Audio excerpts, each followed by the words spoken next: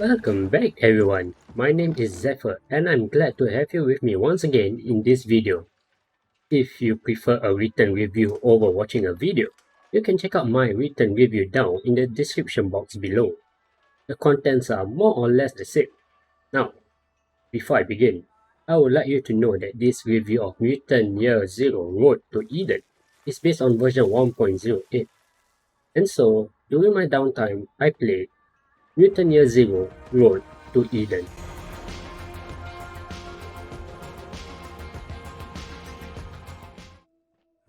Mutant Year Zero Road to Eden is an open-world, turn-based tactical role-playing game set in a post-apocalyptic world. It is a world where resources are scarce, knowledge of what the world used to be is forgotten, and the human race has largely gone extinct. The rare few that survive, however, mutate in this new world, becoming stalkers. Your two starting stalkers, Ducks and Bowman, were en route for the Ark after completing their routine patrol while searching for scraps. The more inquisitive players would no doubt explore the lands inch by inch right off the bat. The overgrown flora and Mother Nature's claims over man's construct were really in, admiring the game's apocalyptic atmosphere, all the while encouraging you to explore the map for scraps. But soon afterwards, you will encounter enemies along the way. Unlike XCOM combat mechanics, you dictate how and when to engage combat. You may choose to plant your stalkers behind trees, rocks, or any readily available covers and lay in wait as the enemies wanders close enough to your position before triggering an ambush. Or the more daring players who just straight up start a fight, just because they can. The explorable nature of Mutant Year Zero opens up these options to you, and if you so desire to avoid combat and just proceed to the next area, that too is doable. And unlike XCOM combat mechanics, the numbers that laid bare before you stay true to its percentages. 100% means 100%. No nonsense 99% hit chance and the remaining 1% miss chance is the equivalent of 100% can be found here in Mutant Year Zero. Bring your guns up close and personal for you to get a good look at your enemy before blasting its ugly face. Give you zero room for failure.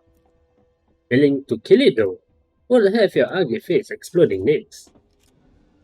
Once you have cleared an area, that area will remain to be cleared. It's one of the few things that I love about Mutant Year Zero. Enemies that you have bested will not respawn, whereas the ones that you avoid still remains. Yet this very notion highlights a single factor: resources are finite. Every item purchased, every weapon upgrade, and the skill you choose must be deliberate. No rooms for error to be held in Mutant Year Zero. No refunds for the wrongful purchases being made. Every combat engagement must be struck with the precision of a surgeon. Otherwise, you will run out of medkit first or scraps to buy them before even making it to the final area. The scattered scraps and weapon parts all over the map may serve to induce you to explore the area, and the habitual nature to explore for scraps will turn to natural instinct to recon the area first before making any decisive engagement. You won't notice this subtle change outright, as the first few areas are littered with scraps and weapon parts. But after going through those areas, such commodities become scarce and in turn, you will gain intelligence instead. This mechanic turns Mutant Year Zero combat into an unintentional puzzle game. A puzzle that requires you to evaluate all known information at hand before committing to any given action. Will you save this lone enemy for later so that you can replenish your skills cooldown? Is the enemy far away from his buddies for you to engage him with your loud weapon? The debate over which combat maneuver to execute will certainly set the gears in your brain in motion. Mutant Year Zero Road to Eden is doubtlessly an amazing turn-based strategy game. The story that accompanied the game is but an icing on the cake that's for your brain.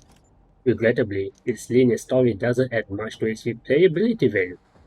Its Iron Mutant mode, or Stalker Trials mode, an online high-score map-clearing segment, however, may warrant you to go at it for another run.